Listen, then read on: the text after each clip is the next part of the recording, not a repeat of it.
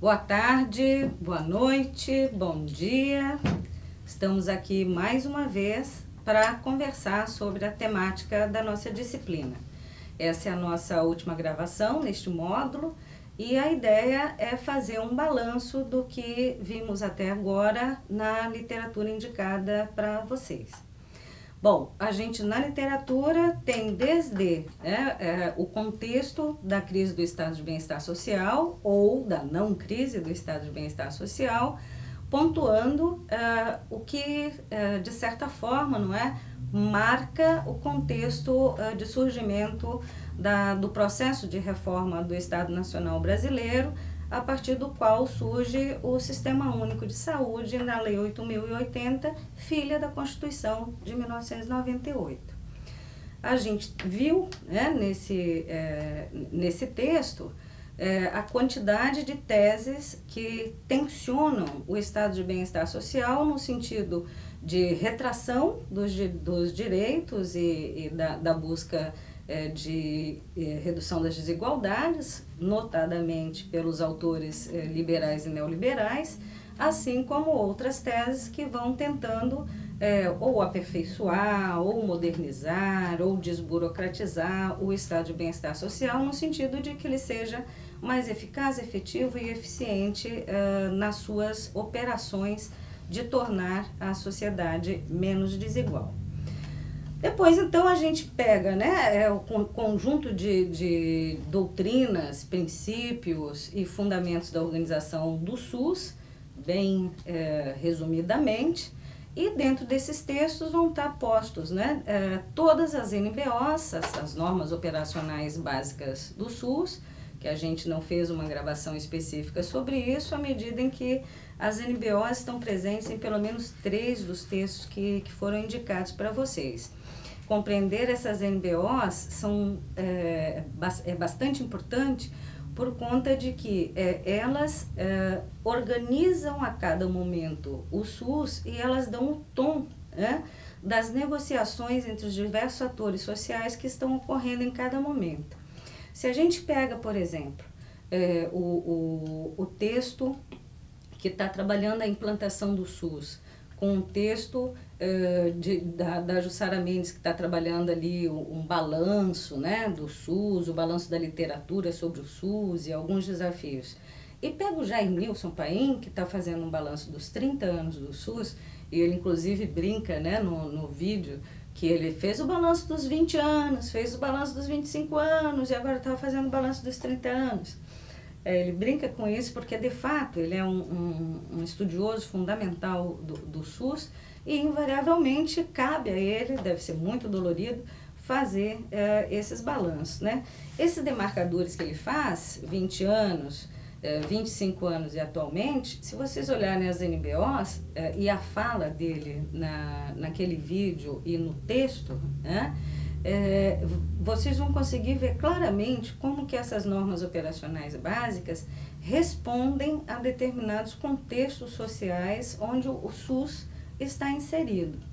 Um deles que eu gostaria de destacar aqui é ali no momento em que há a ampliação digamos assim, um alargamento da possibilidade de participação dos serviços considerados suplementares no campo da saúde, ou seja, dos setores privados dentro do SUS.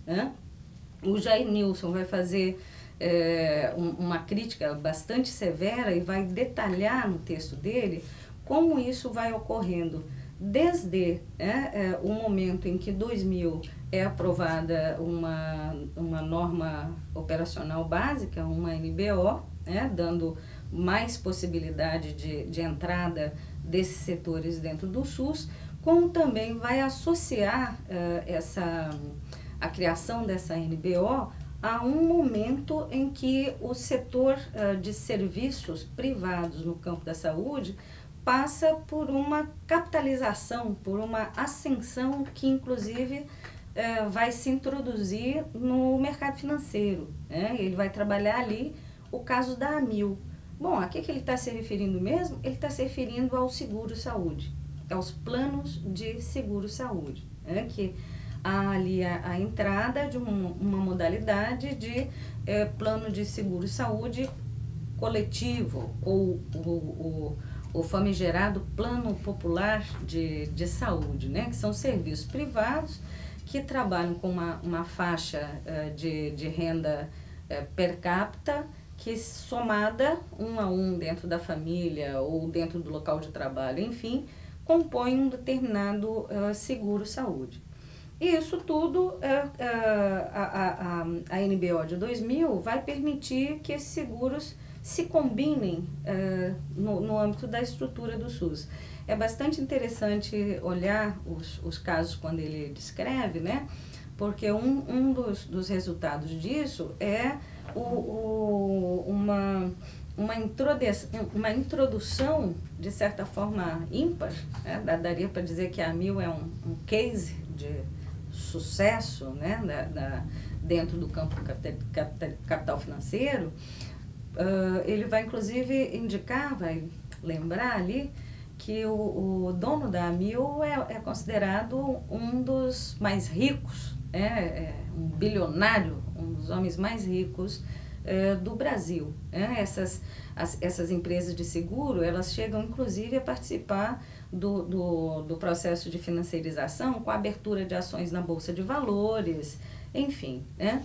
Então, o Jair Nilson, assim como o outro texto que trabalha com o balanço do SUS, eles vão trazer ali já elementos que vão nos indicar que essa ampliação da presença dos setores privados, né, ou dos setores que concebem saúde como mercadoria, ou, para usar um termo dentro da norma, né, os serviços de saúde suplementar, já vem lá de antes cavando o seu espaço. Ou seja, ele vai indicar que não é uma novidade, né? Algo que começa a aparecer nesta conjuntura específica que nós estamos vivendo, tipo mês passado, né?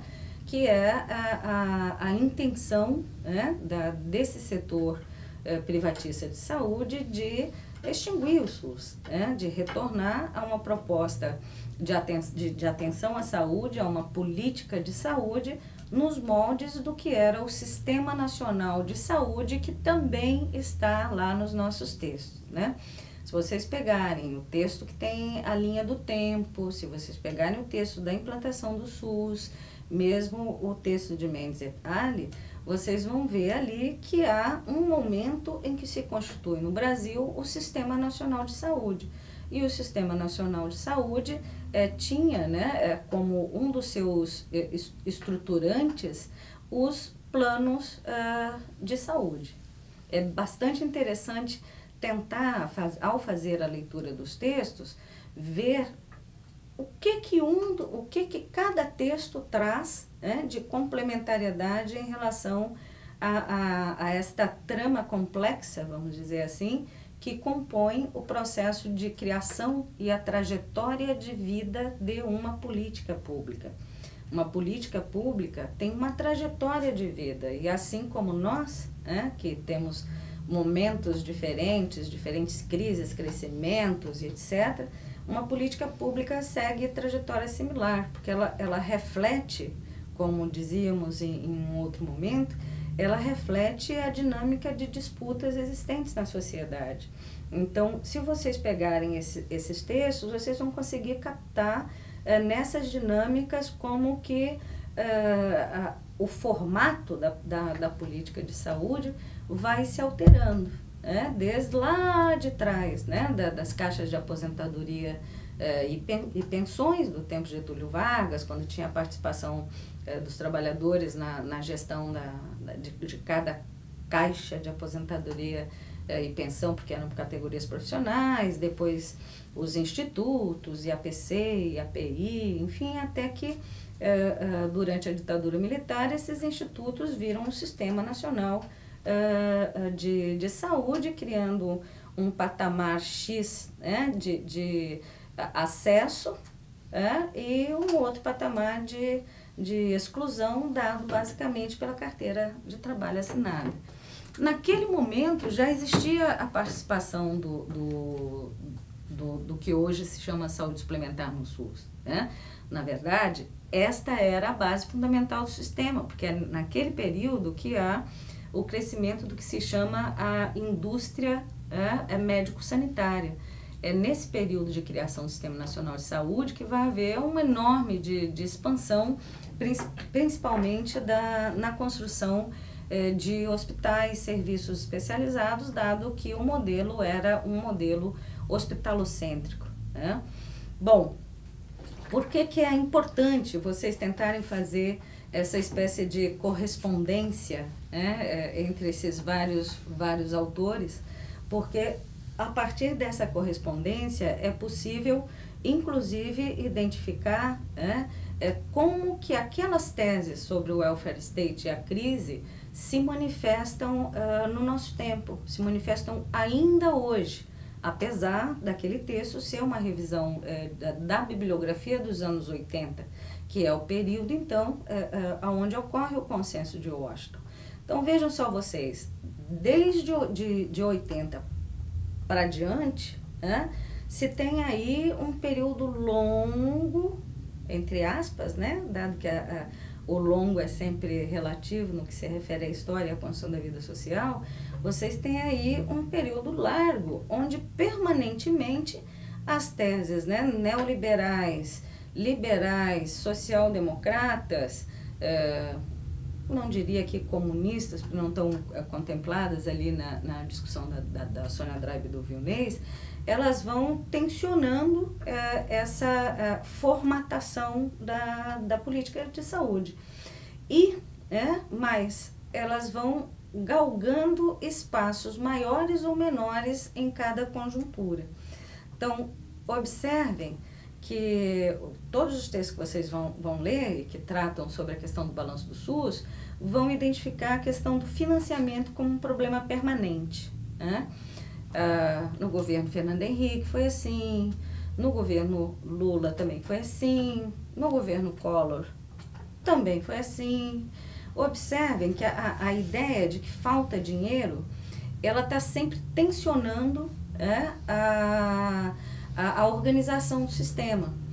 E quando o falta dinheiro tensiona a organização do sistema, as alternativas em disputa, olhar quais são as alternativas em disputa é algo fundamental para um gestor de saúde. Vejam agora, por exemplo, neste momento em que vivemos, temos aí uma medida que retira, zera, congela o investimento em saúde e educação. Ora, isso impacta o SUS sobremaneira. Por 20, alguém, né, resolveram aí no Congresso Nacional Brasileiro, sob o governo do Michel Temer, que, pós-impeachment, né, que o gasto, porque eles não veem como investimento, saúde e educação, veem como gasto, que o gasto em saúde e educação está congelado. Bom, se quando não estava congelado já tinha essa constatação que havia problema de recursos no SUS, para que ele pudesse se concretizar conforme programado, conforme reivindicado, conforme desenhado como política pública, imaginem só vocês como será daqui para diante, com essa medida de congelamento. Bom, parece que a gente não vai ter que se perguntar muito qual é a perspectiva que vem à frente, né?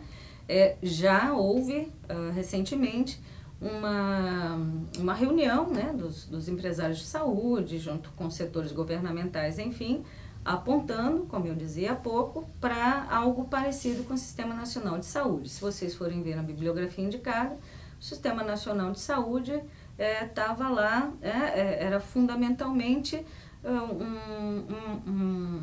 uma estruturação de serviços a partir de convênios público-privado, né? Seria interessante observar para ver o que vai aparecer de proposição nesse sentido. Bom, no campo, né, da reforma sanitária que houve do Brasil e do próprio SUS, o que temos já desde do governo Lula, né, do segundo mandato, é um movimento em defesa do SUS, que se vocês colocarem na internet vão aparecer vários textos, seria interessante vocês curtirem a página, participarem, enfim, porque o movimento de defesa do SUS, ele surge, né, e vai se fortalecendo na medida em que se identifica, e o melhor lugar de buscar isso que eu estou falando com mais detalhe é no texto do Jair Nilson Paim, na medida em que está identificado que houve uma ampliação do espaço do que se chama, né, setor da saúde suplementar dentro do SUS. Então, vai se observando que, né, que à medida em que vão sendo aprovadas as normas, que vão havendo alterações legislativas, enfim, vai havendo cada vez mais o aumento da presença desses setores como prestadores de serviços, dos setores conveniados, ao invés de serviços próprios, né? O Jair Nilson traz um plus analítico, que é localizar como que, quando alguém pergunta para ele, né, mas poderiam ter fechado o SUS, e ele vai demonstrar que não é interesse, não é interessante para os setores que lidam, né, com a produção capitalista ou com o capitalismo financeiro, fechamento do SUS, porque movimenta a construção civil, criando as UPAs, né, na construção das UPAs, mobiliza o setor de fármacos, mobiliza a mão de obra. Então, ele vai delimitando uma série de mecanismos que fazem com que não seja assim tão interessante fechar simplesmente, acabar integralmente com o SUS, mas, ao contrário disso, estabelecer uma estratégia de apropriação do SUS, né, de se introduzir no SUS e ir tomando cada vez mais espaços dentro do SUS para esses setores que permaneceriam, então, encostados, né, como encosto mesmo, no financiamento público. Vocês todos devem estar carecas de saber, né, que algo que acontece nesses planos de saúde é fazer análise de risco de quem é o contratante. Então, quanto mais velha é a pessoa, se ela já tem problemas de saúde pregressos, ou ela não entra em determinados planos, ou ela vai pagar uma fortuna em outros tipos de planos. Mas, como esse setor é suplementar da saúde, isso permite, por exemplo, que quando o caso fica grave, quando há maior gravidade, né, da situação de saúde do segurado, né, onde é que eles vão parar? No Hospital de Clínicas, no Conceição, no Cristo Redentor, vão parar nos hospitais públicos. Né? Eles jogam com essa trajetória do paciente e com o lucro da empresa de seguro na própria composição da rede. Vai ampliando a gravidade, bom, vai para o público, porque a SUS é de graça. Né? E aí lucram duas vezes. E nós, os que tenham algum tipo de seguro, estão pagando duas vezes. Estão pagando lá no fundo público e estão pagando no privado. Bom, um elemento que vai ser muito importante no fortalecimento desse setor da saúde suplementar vai ser a criação de uma Associação Nacional de Saúde Suplementar. Esse ator social vai criar uma entidade de regulação desse setor.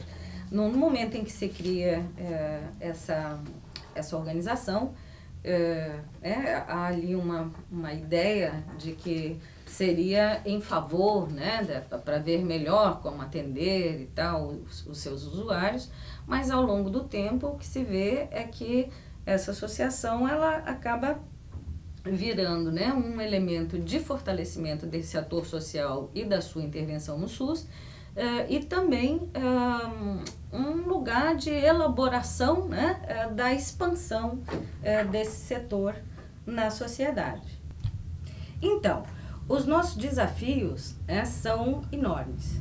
Os nossos desafios, eles vão desde os que já tínhamos anteriormente em relação às tarefas de construção do SUS, como, por exemplo, a questão da formação, né, na formação profissional, a questão da educação permanente, a questão dos sistemas de informação, né, e seu uso, a sua formatação, a comunicabilidade entre eles, a questão da participação e do controle social.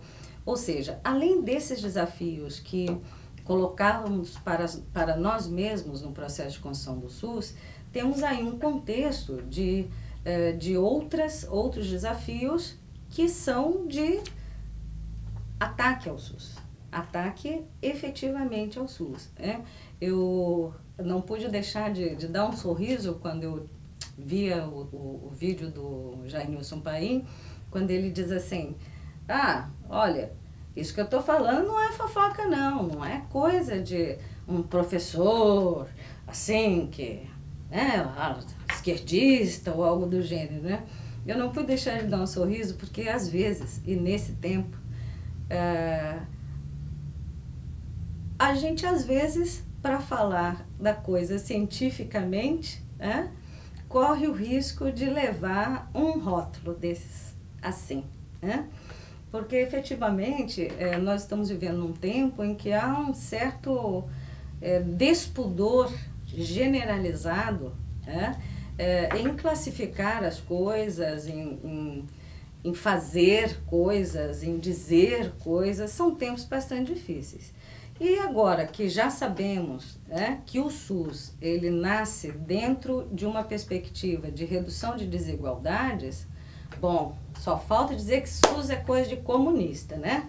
Então, observem vocês, essa é uma conjuntura de desafios externos muito grandes, que tem como centralidade a redução já posta, na redução do subsídio para a saúde, do financiamento para a saúde, nesse momento congelada, tanto na saúde quanto na educação, da mesma forma que algo que já vinha sendo, já foi plantado, já foi legislado no final de 2014.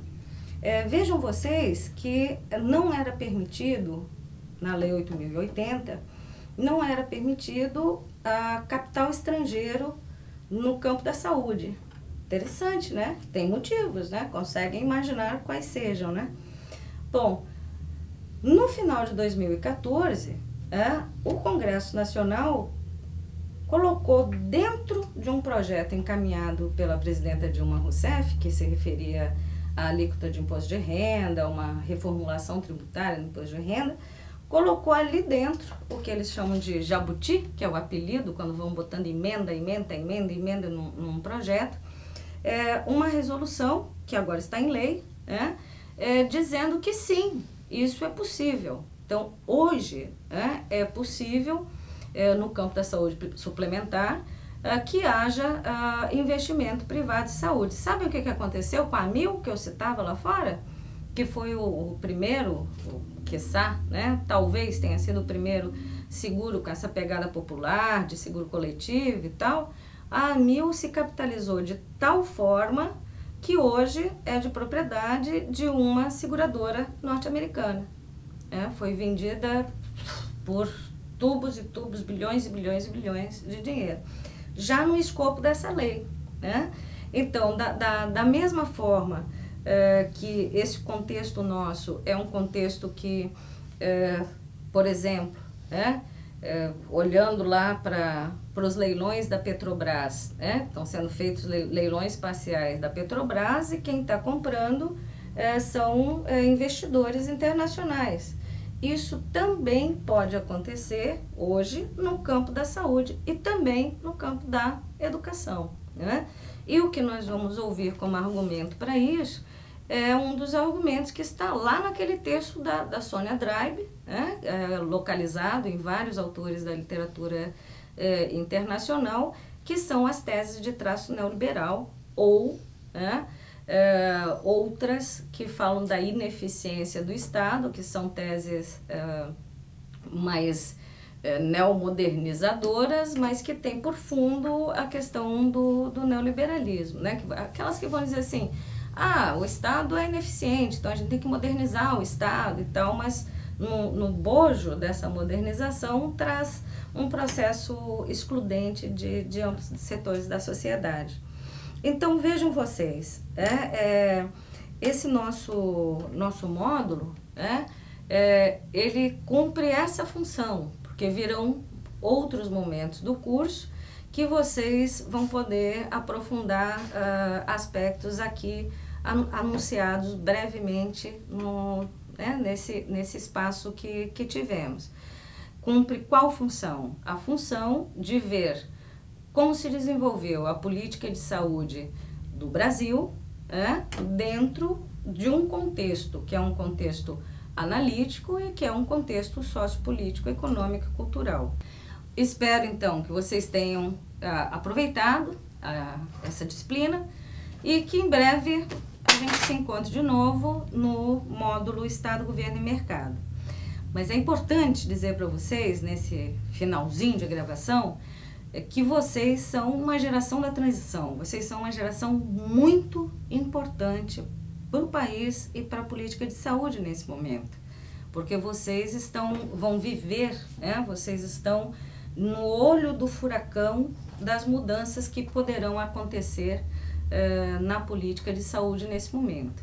Então, se eu hoje tivesse assim juntinho, presencialmente com vocês, eu ia dizer assim: olha, preste atenção em tudo que está acontecendo na tua volta, porque os elementos que estão dados no cotidiano da política de saúde nesse momento são elementos cuja análise vai ser essencial nos próximos pelo menos 5 anos, que vai ser, vocês vão pegar um momento de turbulência, de grande turbulência no campo da saúde.